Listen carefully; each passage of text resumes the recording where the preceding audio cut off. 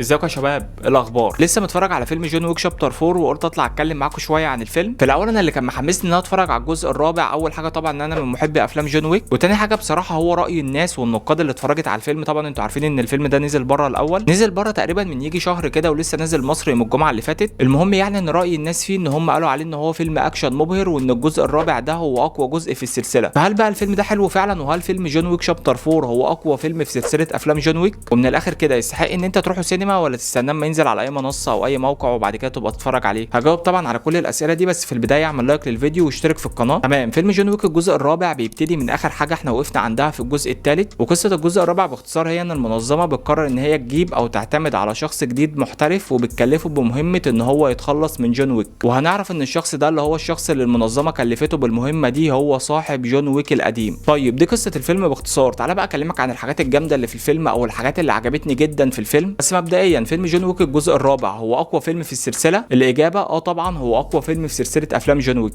اقدر اقول لك كده ان الفيلم ده عباره عن خلاصه التجارب والخبرات اللي خدوها من الاجزاء الثلاثه اللي فاتوا وعملوا لك بيها الجزء الرابع. تعالى كده اكلمك عن الاداء التمثيلي في الفيلم. عامه يا جدعان المعروف ان اي فيلم اكشن مش بيبقى معتمد قوي على قوه الاداء التمثيلي، بيبقى كل التركيز والاهتمام رايح لمشاهد الفايت سينز اللي بتحصل. اما الفيلم ده لا في حوارات بتتقال بشكل كويس جدا، في تمثيل بيشدك كده وبيحمسك ان انت تبقى عايز تعرف ايه اللي هيحصل بعد كده. بس برضه في الثلث الاول كان في برضه فايت سين وكان طويل جدا كمان. بس اللي انا اقصده ان الحوارات اللي كانت موجوده في الثلث الاول هي زي ما تقول كده بالبلدي كانت بتفرش لك او بتعرفك انت داخل على ايه. عندك مثلا المشهد اللي افتتحوا بيه الفيلم، المشهد ده كان جامد قوي. هو بس كان مجرد ان هو بيعرفك ان جون ويك رجع بعد ما اتدمر حرفيا في الجزء الثالث. كتمثيل بقى عجبني طبعا كيانو ريفز، وعجبني الممثل بيرس كارسجارد، وعجبني برضو دوني ين جدا بصراحه. وطبعا انا ما اقصدش اقول لك ان الثلاثه دول بس اللي هيعجبوك، لا كل ممثل في الفيلم هيبهرك بمعنى الكلمه يعني، ولكن الثلاثه دولت يعتبروا هم ابطال الفيلم وهم اللي لهم اكتريه المشاهد في الفيلم بس. وطبعا بالنسبه لي اهم ايجابيه في الفيلم ومش عارف ليه ناس كتيره ما بتتكلمش عنه او مش بتديله حقه قوي، وهو مخرج الفيلم تشاد. يا جدعان انتوا مش ملاحظين ان المخرج ده كل جزء بيعلى بيه عن الجزء اللي قبله؟ ده غير ان في الجزء ده في مشاهد كتيره انت ما تعرفش المشاهد دي اتعملت ازاي ولا اتصورت ازاي اصلا. مشاهد صعبه جدا ان انت بس تتخيلها مش ان انت تنفذها اساسا. انا عايز اقول لكم ان كان في مشهد كان جون ويك هو والعصابات بيتخانقوا فيه في وسط الشارع وسط العربيات ما هي طايره. انا عايز اعرف بس المشهد ده اتصور ازاي او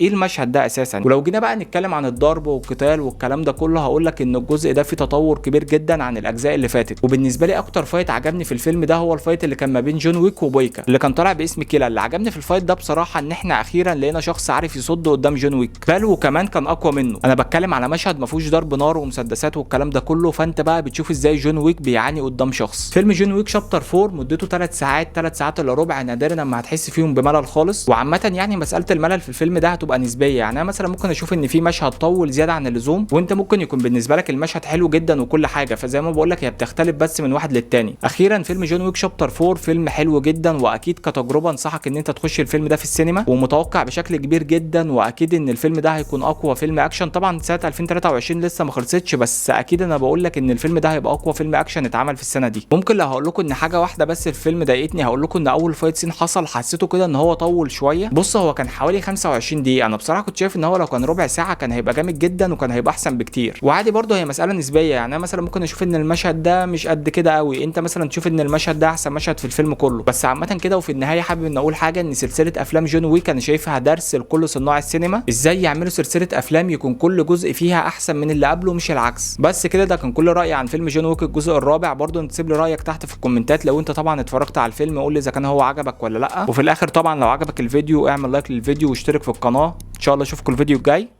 سلام.